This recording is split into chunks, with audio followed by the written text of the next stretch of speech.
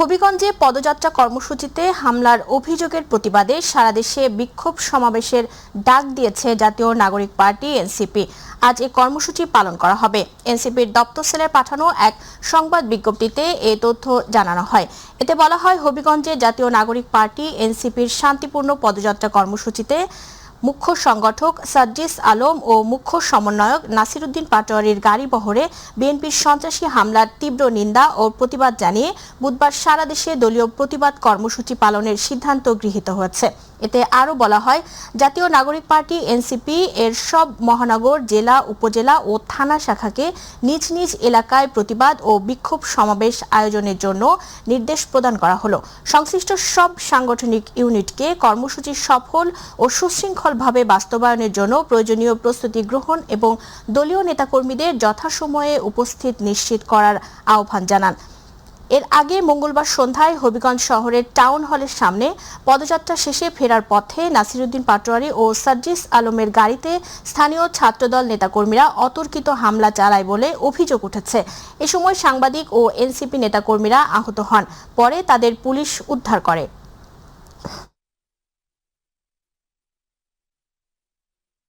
দিনাজপুর পল্লী বিদ্যুৎ সমিতি ২ এর বিরুদ্ধে নানা অনিয়মের অভিযোগ দীর্ঘদিনের।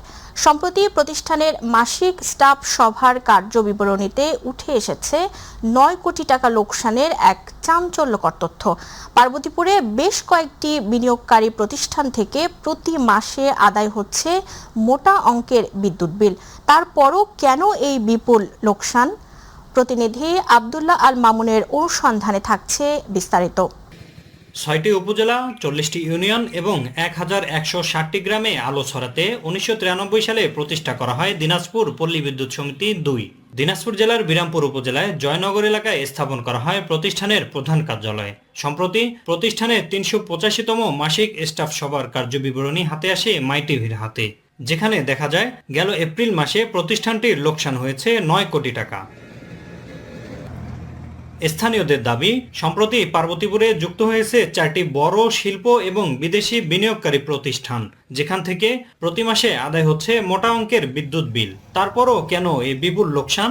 এ বিষয়ে জানতে প্রতিষ্ঠানের প্রধান কার্যালয়ে গেলে শুরু হয় তথ্য সরবরাহের নামে হয়রানি। ৯ কোটি টাকা লস হয়েছে, এটা ধরেন আপনি যে বললেন, এটা কিসের ভিত্তিতে বলতেছেন? আমি আসলে কোথায় পাইছি এটা তো বড় কথা না, আসলে ঘটনা ঘটছে কিনা সেটা তো না, ঘটনা তো আসলে ঘটে নাই। এটা এক মাসে ৯ কোটি টাকা লোকসানের কারণ জানতে চাইলে বিষয়টি অস্বীকার করেন সভায় উপস্থাপন করা এই কর্মকর্তা। এখানে কিন্তু উল্লেখ করা আছে।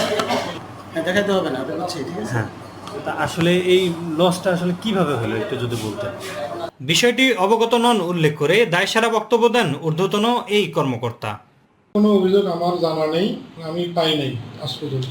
এজি অডিটে তো এটা দেখার কথা না, তারপরে এরকম কোনো আমার জানা নেই। এদিকে ঘটনা তদন্তপূর্বক লোকসানের প্রকৃত কারণ উদ্ঘাটনে সংশ্লিষ্ট কর্তৃপক্ষের হস্তক্ষেপ কামনা করেছেন স্থানীয় সচেতন মহল। অনেকগুলো বিদেশি সংস্থা এখানে আমাদের হয়েছে, বড় বড় কোম্পানি হয়েছে, এরা সরকারকে এখন রাজস্ব দিচ্ছে। দেওয়ার পরও বিদ্যুতের কিভাবে এক মাসে ৯ কোটি টাকা কিভাবে লস দেখাচ্ছে। ভবিষ্যতে এ ধরনের জন্য লস না হয় সে ব্যাপারে জন্য যথাযোগ্য ব্যবস্থা গ্রহণ করার জন্য অনুরোধ জানাচ্ছি।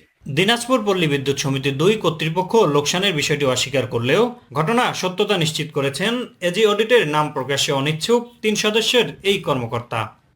ফাইনান্সিয়াল রিপোর্ট আছে না, রিপোর্টে উল্লেখ করা আছে না, অনেক প্রতি মাস ওনার রিপোর্ট করছে না, হয়তো আপনাদেরকে অস্বীকার করতেছে, ডকুমেন্ট দিচ্ছে না, আমাদেরকে অস্বীকার করার কোনো অপশন।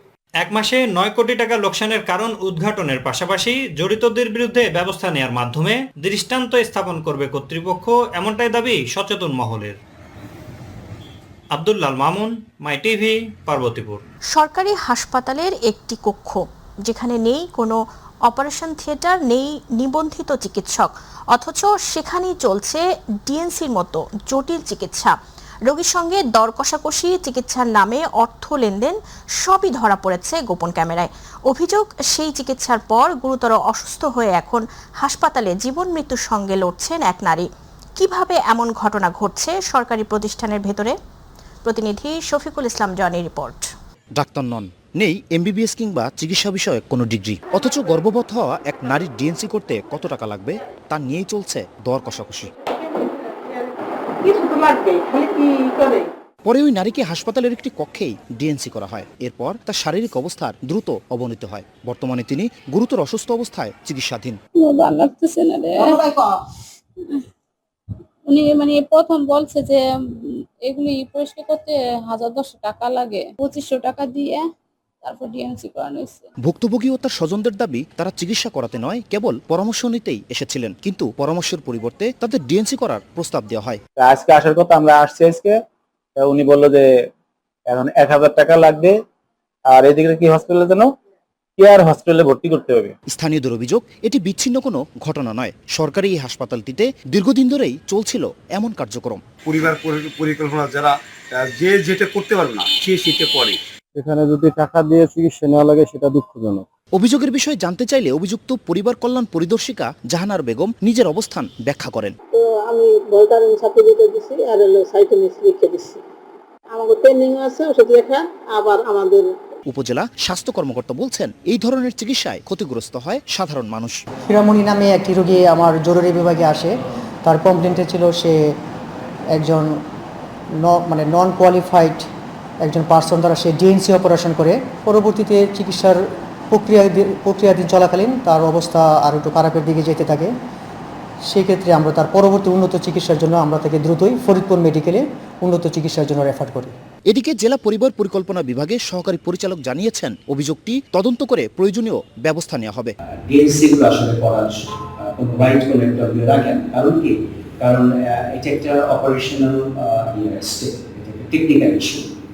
এটা যদি একটা ওটি লাগে, একটা নির্দিষ্ট এনভায়রনমেন্ট লাগে, এটা যদি ট্রেনিং আলাদা, আমাদের বেশি করে এটা থাকে না। যদি এটা তার মানে বৈধতার বাইরে চলে যায় তার কার্যক্রম, তাহলে অবশ্যই ডিপার্টমেন্ট সরকারি বিধি অনুযায়ী তার বিরুদ্ধে ব্যবস্থা সরকার নিবে বা ডিপার্টমেন্ট। ভুক্তভোগীর অভিযোগ, স্থানীয়দের বক্তব্য, সব মিলিয়ে সামনে এসেছে সরকারি স্বাস্থ্যসেবার অবহেলা চিত্র। কিভাবে সরকারি হাসপাতালের ভেতরে এমন কার্যক্রম দিনের পর দিন চলল, সেই প্রশ্ন স্থানীয়দের। শফিকুল ইসলাম জনি, মাই টিভি, ফরিদপুর। রাজবাড়ীর সদর ও গোয়ালন্দ উপজেলা নিয়ে রাজবাড়ী 1 আসন গঠিত। আর এই আসনের অন্যতম প্রধান সমস্যা হয়ে দাঁড়িয়েছে পদ্মা নদীর ভয়াবহ ভাঙন।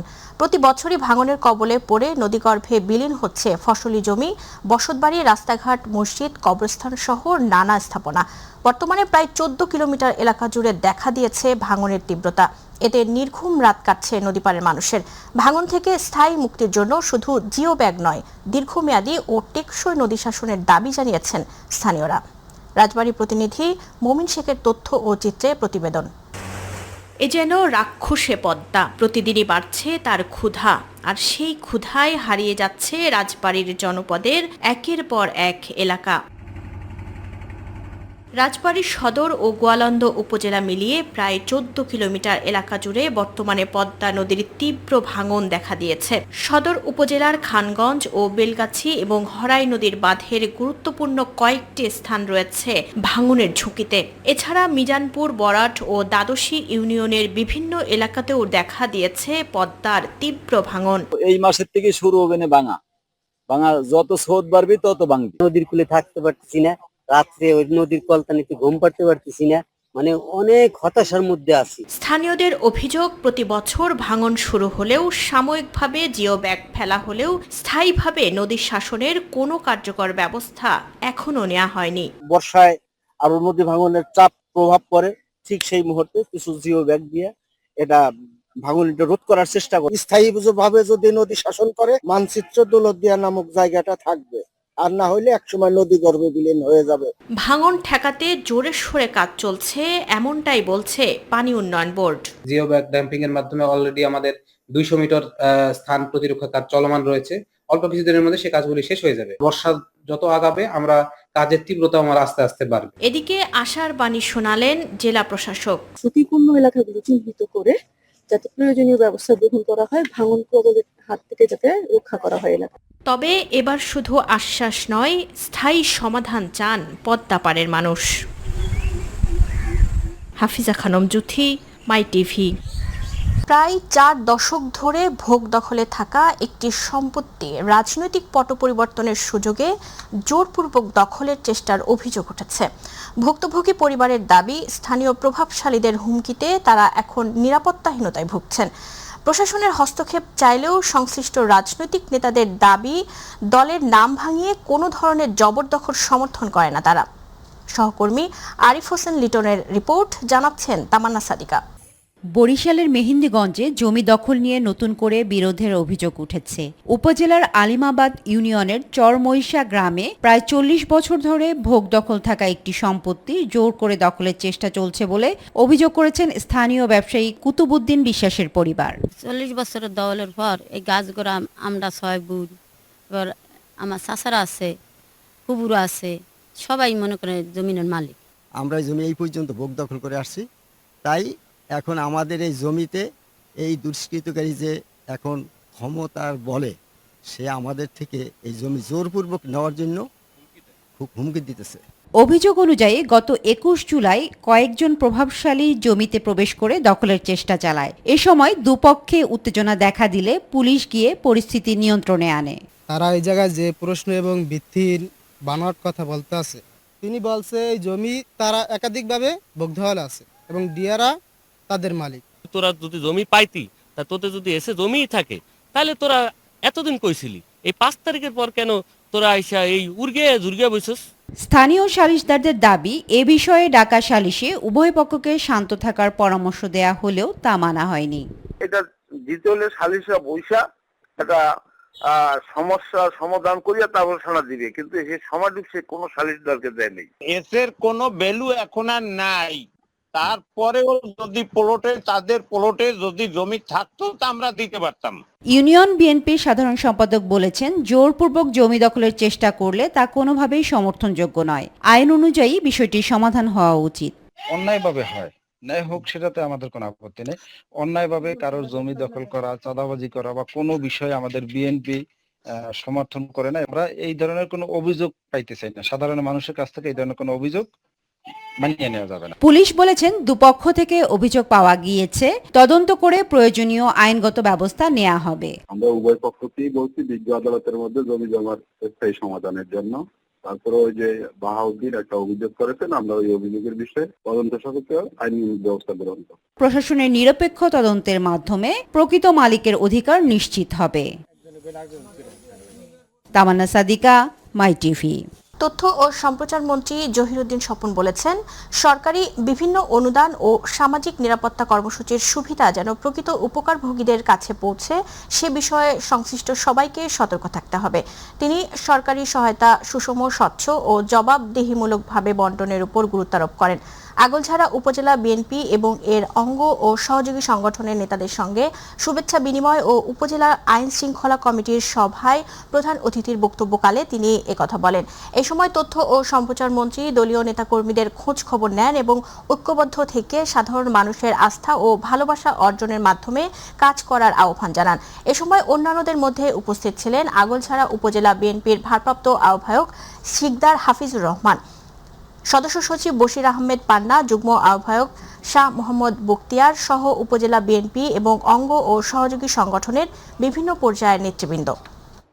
সিরাজগঞ্জের চৌহালি উপজেলায় বাল্য বিবাহ, মাদক ও জুয়ার মতো সামাজিক ব্যাধি প্রতিরোধে গ্রাম পুলিশদের সক্রিয় ভূমিকা নিশ্চিত করতে এক সচেতনামূলক অনুষ্ঠান অনুষ্ঠিত হয়েছে। দুপুরে উপজেলা পরিষদ চত্বরে উপজেলার 7টি ইউনিয়নে কর্মরত গ্রাম পুলিশদের অংশগ্রহণে উপজেলা নির্বাহী কর্মকর্তা মোহাম্মদ নুরুল আমিন বলেন, বাল্যবিবাহ, মাদক ও জুয়া একটি সমাজকে ধ্বংসের দিকে নিয়ে যায়।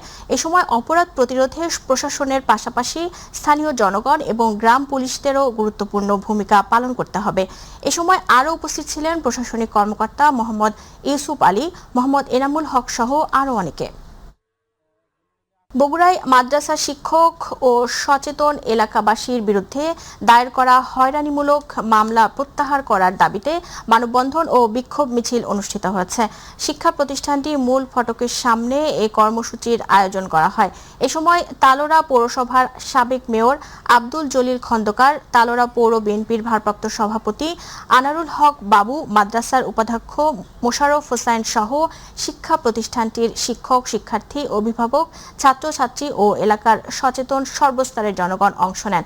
এ সময় বক্তারা তাদের নামে দায়েরকৃত মিথ্যা মামলা প্রত্যাহার করার জোর দাবি জানান। দিনাজপুরের পার্বতীপুরে তুলা ফসলের আবাদ ও উৎপাদন বৃদ্ধির লক্ষ্যে ক্ষুদ্র এবং প্রান্তিক চাষীদের মাঝে বিনামূল্যে কৃষি উপকরণ বিতরণ করা হয়েছে। তুলা উন্নয়ন বোর্ড ঠাকুরগাঁও জোনের উদ্যোগে গতকাল উপজেলা পরিষদ কনফারেন্স রুমে এর আয়োজন করা হয়।